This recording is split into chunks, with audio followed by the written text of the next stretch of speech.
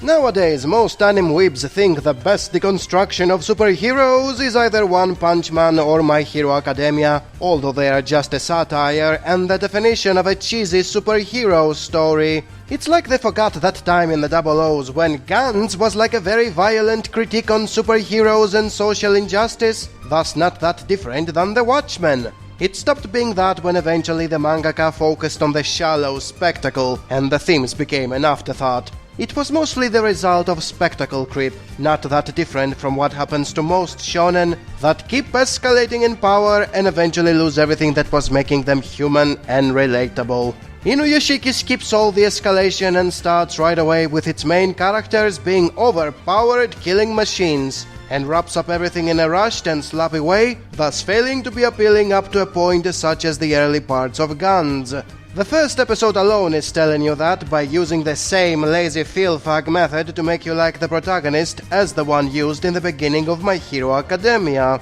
Just have your protagonist being weak and constantly crying and wishing he could have the power to make his life better, and then give him the ultimate power in the next episode. Empowerment Fantasy 101. Very mature, and it's meant for adults, obviously. It's easy to fool the inexperienced viewer into thinking it's not empowerment and instead it's legit criticism. The grandpa does it to help people, which is more frustrating than rewarding, and the young one is a sociopath who doesn't feel anything and uses his power for cheap thrills. The execution quickly reveals it's nothing more than justice porn. The wish fulfillment of getting back to anyone you don't like. Eat that, you turds.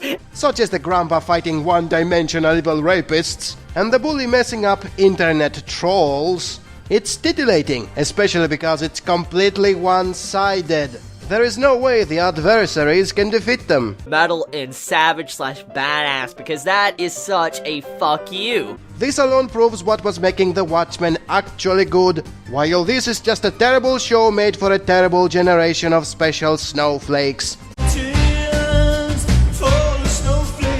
There is an attempt to somewhat show the negative side of being overpowered and uncontrollable, since Hero keeps killing more and more people because he's bored basically and nobody's able to stop him, which is a weird direction to take, since Inuyashiki is supposed to be the main character and does nothing for half the show. And by doing nothing, the plot becomes nothing more than excuses for killing hundreds of innocent people in over-the-top ways, turning the whole thing into no more than edgy schlock. What better way to give them a middle finger than by killing? Towards the end, the main characters finally meet, and it seems like we will get a showdown between them as the finale.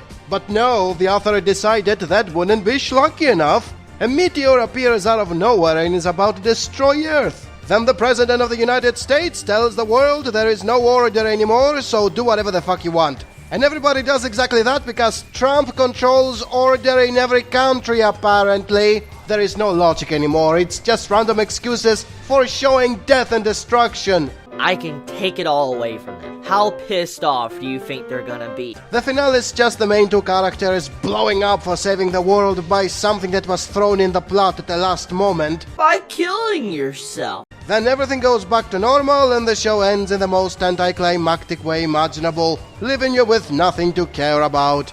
Oh, and did I mention the show is fully CGI? You can't even enjoy it for the senseless death and violence because it looks like shit. Everybody moves like a robot, so you wouldn't give a damn about anything from the very start, even if there was legit theme exploration.